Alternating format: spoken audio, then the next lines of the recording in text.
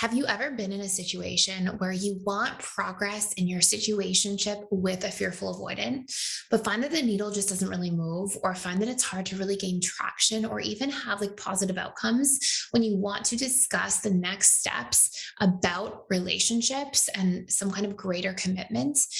If this sounds like you and you are dating a fearful avoidant, or if you are a fearful avoidant and see yourself in these, situationships time and time again, there may be subconscious reasons for why. And in this video, I want to cover five key reasons that fearful avoidants are often in these cycles of situationships, so you have more insight into what's actually going on and then can facilitate change. So, number one is that fearful avoidants often struggle in relationships. They struggle with these big core wounds around trust, and they tend to have a lot of limiting beliefs in general about relationships being able to be happy, productive, beneficial. And so, what essentially often happens is fearful avoidants will get into these situations where, like, imagine you at a subconscious level have a belief, AKA something you truly believe at the subconscious level of mind, that all relationships will end up in chaos, or people will always get bored and leave eventually, or people grow apart in relationships and then they just get stuck there out of comfort but are unhappy. There can be a variety of other limiting beliefs fearful avoidants have about relationships, but because of being exposed to painful relationship dynamics that are often modeled to them, either directly or indirectly in their childhood and upbringing, fearful avoidants are likely to see these sorts of painful and challenging scenarios, which cause them to believe that this is what relationships are. This is what they look like. This is the outcome that's most likely to happen. And so it can be really scary to commit to opening your heart, investing completely into a relationship, putting all those eggs into one basket, when at a subconscious level, this is what you think the outcome will be. It's like, on some level, you think you're investing in your own pain. And this often explains a big portion of that push pull dynamic with fearful avoidance in general. It's like they have one foot in and one foot out because they want something, they want love, they want connection. They're wired to care about those things. And yet those things terrify them simultaneously, especially because of the projected long term outcomes. So, this is a big reason you'll see fearful avoidance kind of like treating people like they're in a relationship with them without wanting to put the label on, without wanting to really take the next steps, because they think in taking those next steps, they're then investing in that inevitable painful outcome. Number two is that they have trust wounds. And if you're just in the dating stage, what we'll often see is fearful avoidants thrive in the dating stage. They show up, they are the best version of themselves. But once a deep attachment has formed, once there's a commitment, once there's, some kind of conversation about, this is now a relationship, now to a fearful avoidance, something can be broken. The trust can be broken, the commitment can be broken. We've made this commitment. And once that's there, it now triggers those trust wounds at a subconscious level. And now the fearful avoidant can really feel like, okay, we made a plan, now something can be broken. And it's almost like they're waiting for the other shoe to drop because they have such a challenged relationship to trust, due to usually having trust broken directly or indirectly quite frequently in their childhood. So with those trust wounds can come, hey, I just don't even want to deal with commitment and labels and all these different things. Let's just stay in this kind of dating stage where we don't have to deal with the pain of the potential for broken trust. And it's interesting because different attachment styles aren't carrying that to the same degree. So what you'll see is that fearful avoidance are sort of like, walking on eggshells around trust and commitment. Whereas other attachment styles, it may seem like the logical next step. Because of that fear to the FA, they may really try to sort of keep things at bay and just stay in that kind of situationship territory. Number three, fearful avoidants at the end of the day do have a fairly strong degree of need for novelty, for exploration, for discovery. They're used to essentially operating outside of their comfort zone. It's like their comfort zone is to operate outside of their comfort zone. And usually it's because in their childhood or upbringing, especially around attachment-based relationships, there was a lot of chaos. And so they're kind of comfortable in the chaos. And the idea of like sticking to something, being stable, consistent, seeing it through, all these different things, they can almost feel a little bit confining to fearful avoidance from time to time.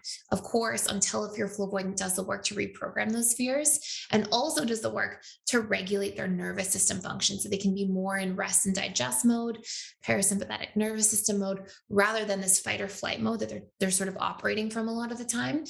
And in doing that, that can actually increase their ability to enjoy and sort of reap the rewards from stable, committed relationships. But until that point, they can feel kind of confusing. And fearful avoidance can feel like, what if I miss out? What if something else happens? What if, I want to change something long term? Now, it's also really valuable to realize that if you want to change things, a lot of things in relationships can change through proper communication.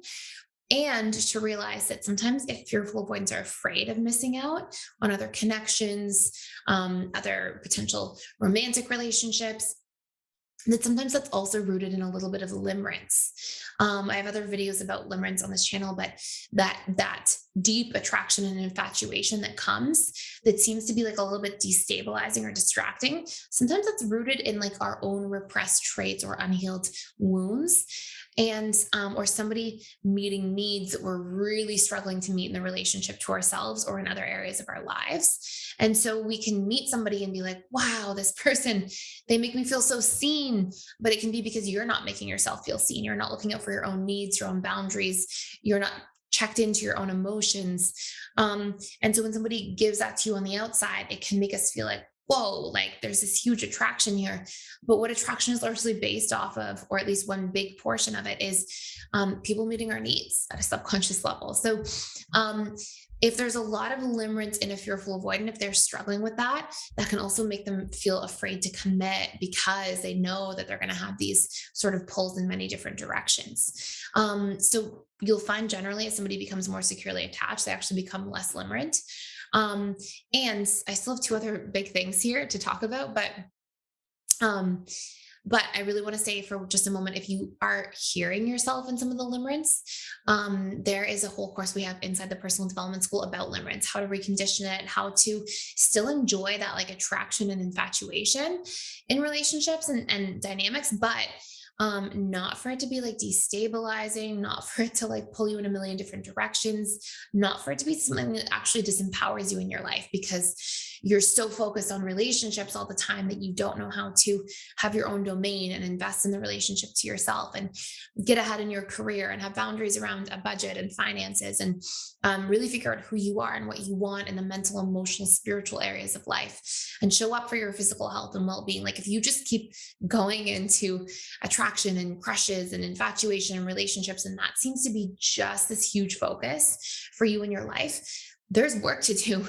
on limerence so that you can still be excited about dating and feel that like infatuation, but not that it's this like almost addictive thing. And that can be something that actually all insecure attachment styles struggle with, not just fearful avoidance, also APs and dismissive avoidance.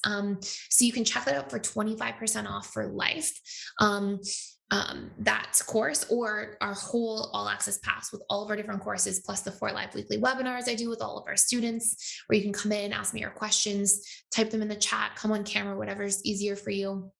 And that coupon code for 25% off is with you, all one word.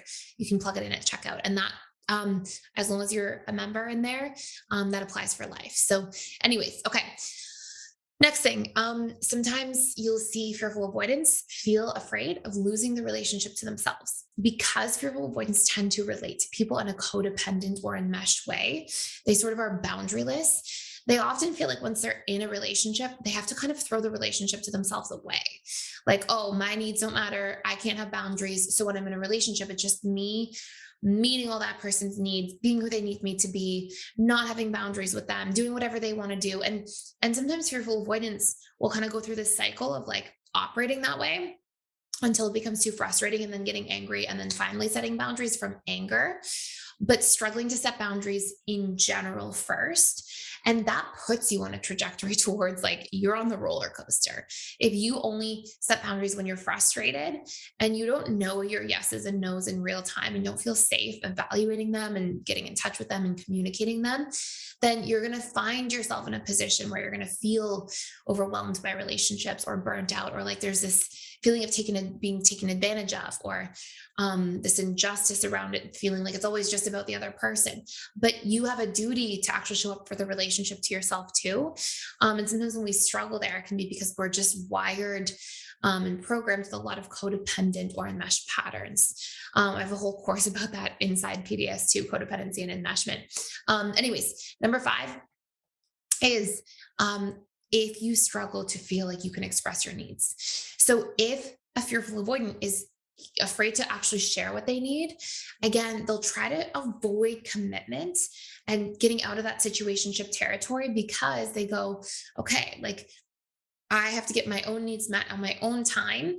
And then, if I'm just dating somebody casually, I don't have to invest so much in such an intense way where I can't get my needs met from that person. And again, it has to do with that same kind of dynamic from number 4, which is just that codependent structure relating means that you're usually not feeling safe and comfortable to be vulnerable about expressing what you truly need. And then you feel like commitment's so scary because you end up committing to a one-sided relationship. Right. And so much power comes from, and so much like reciprocal care comes from being able to communicate what you need from somebody as well and show up for that and feel safe to share that with somebody else in your life. So I hope this makes sense. 5 big reasons your avoidant stay in situationships. And of course, if you see yourself in any of those reasons, you know what to do. Or if you're the partner of an FA and you're trying to get out of that situationship territory, having some insight into this and then being able to encourage them to express their needs, share their boundaries, learn to trust, share more context for things and transparency, and be really considerate of the FA. All of those things really help to learn to trust as well. So anyways, that's it for today. Let me know your comments below, any questions you have, maybe some of your personal struggles and situationships with FAs, or if you are an FA, what shows up for you when you struggle to really make that next step to commitment, or what scares you about commitment in general. And that's it for today. And please subscribe to this channel if you're enjoying it. And I will see you in the next video.